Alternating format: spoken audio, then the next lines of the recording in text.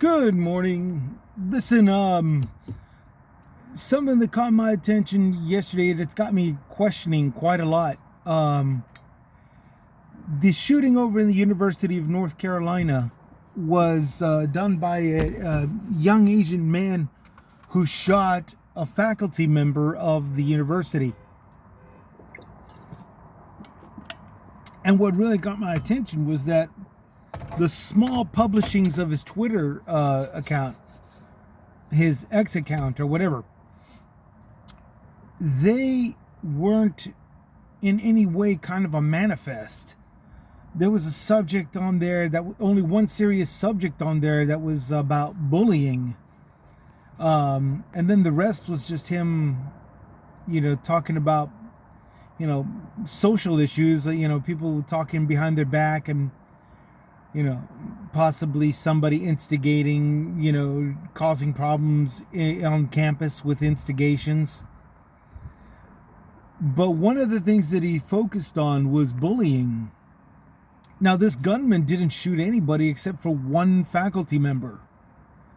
And here's the thing, even though that guy the information hasn't been released as to who that faculty member is, there's somewhat of a weird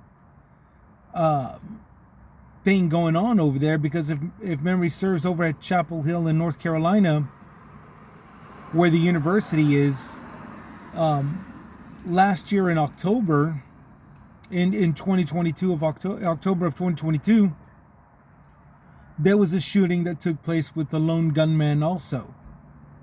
And then another shooting, I think, on the other side of that campus, where a 51-year-old, an Asian named Michael Lee, wound up getting shot. And I think he was a teacher, professor, or something like that, at that university also. Last year, October of 2022. So nobody's really dropping any kind of information. However, I'm suspecting that this is, personal. It's a possible hate crime. It just doesn't involve any white people this time. Because the gunman in October was a African American. The gunman here is an Asian. And it's quite possible that the faculty member that he shot wasn't white either. But let's say he was. I mean, it would still qualify as a hate crime for whatever reason. Possibly bullying. And here's the thing. The guy that went on a mad rampage in August 2022, he made claims similar to that also. He still committed to racial hate crimes with a gun, assault with a firearm. But there's a little bit of a similarity there, where there's room for hate and anger-fueled hate, if not just, acts committed, through anger, and it just sort of captures my attention. I can't wait for the details. I gotta see what's going on. Excuse me. Last year, in October 2022, and it was still very much overshadowed by Uvalde shooting and all this good stuff. Good stuff. Shut up, Chris. It was still overshadowed by the Uvalde shooting, and then the stabbings of a couple of college roommates by that one guy that stabbed them overnight, and he possibly knew them and all this other stuff.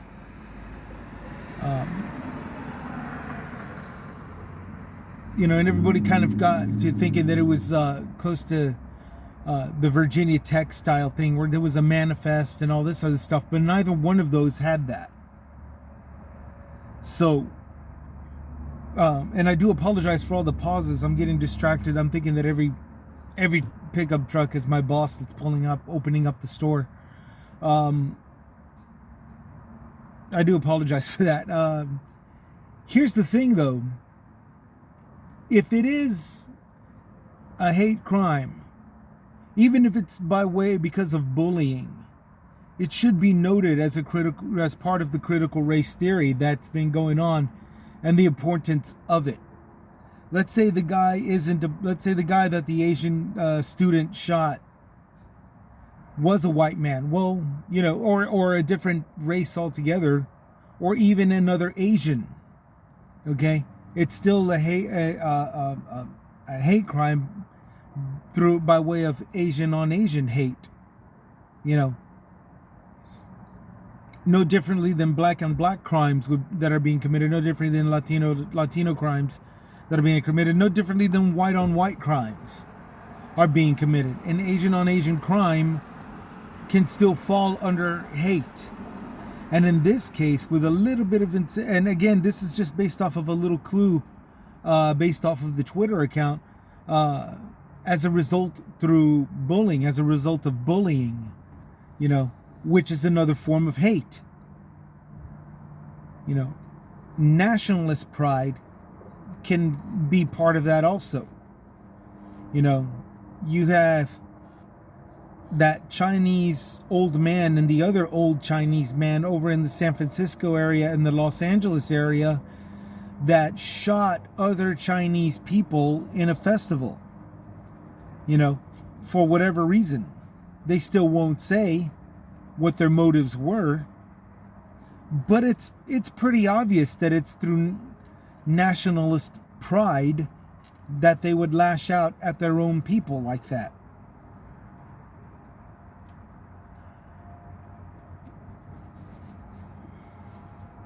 That's also a hate crime. Sorry about this, but there was no manifest and all that, and even if there was, it would still fall under that category. This is the reason why CRT is important. Maybe not the way it was originally written, where it was more focused on white people and the cruelties that they've done. But critical race theory is technically a real good idea. And as long as it's not, defending any one race and demonizing another, but pointing out all the variations of hate that are performed through all the variations of nationalities and skin colors, even on their own skin color or nationality, because hate can be committed in the name of nationality. That's all the more reason why, critical race. And I'm actually quite confused by my fellow Christians, the Christians of my faith, who are real big on this is good, this is bad, this will get you to heaven, this will get you to hell. How they don't infuse the teachings of Christ and all the other enactments told throughout the Bible, throughout the history of the Bible, how they don't, use CRT as a way to expand the Christian mentality. It's a little confusing as to how they don't do that, and I'm fine. It's just, to this Christian, it says we still have a long way to go, but it's just, confusing. But for right now, back to the subject, it's a little questionable as to how, what the details are and all this stuff concerning this shooter and the faculty member. And those little clues when those posts that he made on Twitter, this wasn't about Biden or the Clintons. And at the same time, it wasn't about Trump and Epstein. It wasn't about, Nancy Pelosi and Hillary. It was always Hillary. There was nothing like that. And usually in these manifestos, that's what it's about. And if it's not that, then it's the old 1980s and 90s generic anti-American crap that, that I was constantly accused of just for being a headbanger. You know, this whole, gosh, what was it? Okay, I'll give you an example.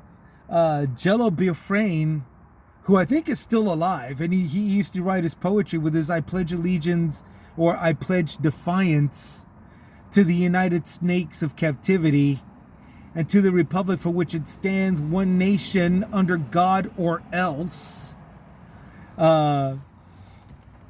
indivisible, with liberty and justice for all who can afford it." Okay.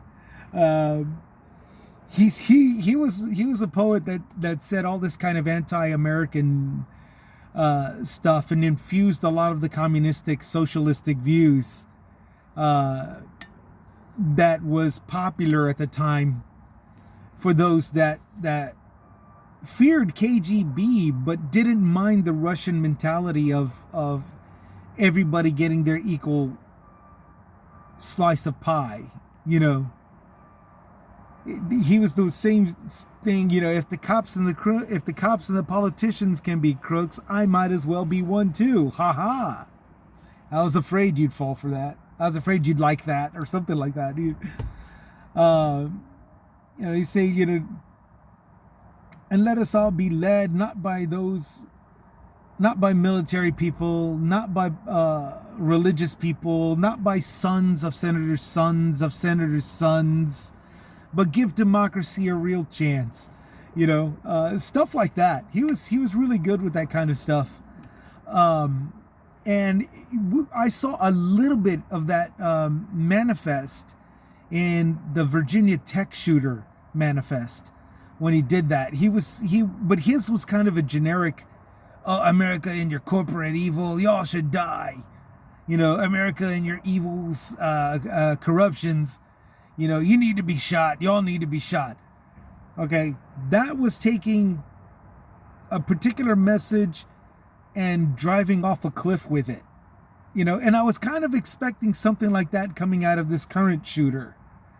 But no, his wasn't about nationalism or hatred towards this nation.